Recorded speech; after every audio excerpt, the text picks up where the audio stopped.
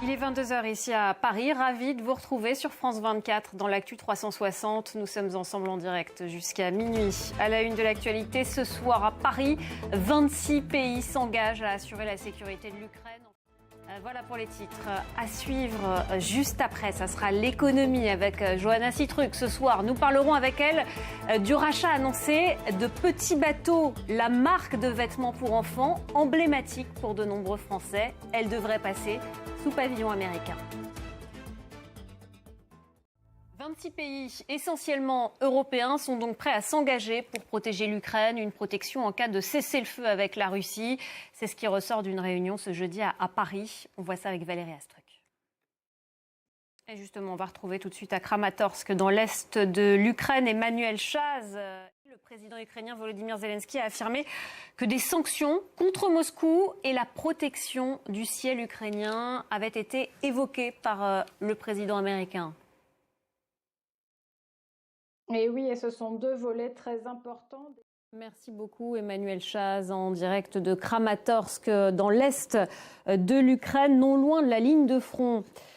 Au Portugal maintenant, je vous en parlais dans les titres, l'enquête se poursuit au lendemain du déraillement d'un des célèbres funiculaires de Lisbonne. L'accident a fait au moins 16 morts, dont au moins 5 Portugais, 2 Coréens, un Suisse et un Américain. Thomas Cuny.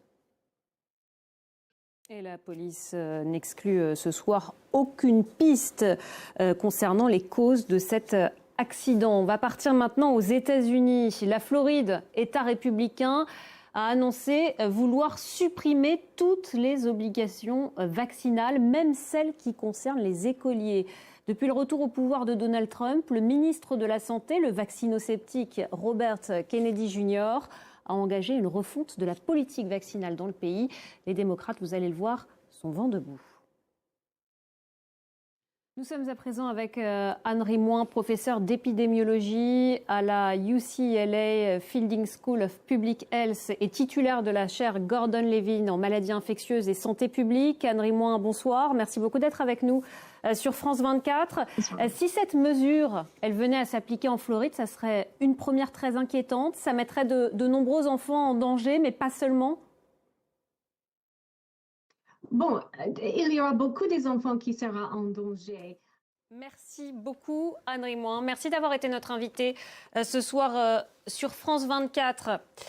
Pour finir, on va partir en Turquie. C'est l'une des plus belles et des plus anciennes gares du pays. Depuis l'incendie de 2010 qui l'a dévastée, la gare d'Haydarpaşa peine à trouver un nouveau souffle. Les projets de réhabilitation ont du mal à convaincre. On voit ça avec Sophie Samaï.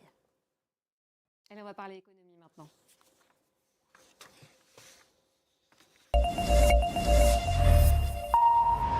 Et l'économie, c'est avec Johanna Citruc. Johanna, bonsoir. Bonsoir Claire, bonsoir à tous. Les Français sont déçus d'un rachat. Il concerne une marque iconique, une marque de vêtements pour enfants. C'est Petit Bateau. Et elle va être reprise par... Alors non, voilà. Elle va par une entreprise américaine. Par une entreprise américaine. Oui, effectivement. Merci beaucoup, Johanna Citruc. C'était l'économie. Restez avec nous, l'actu 360 continue après une courte pause.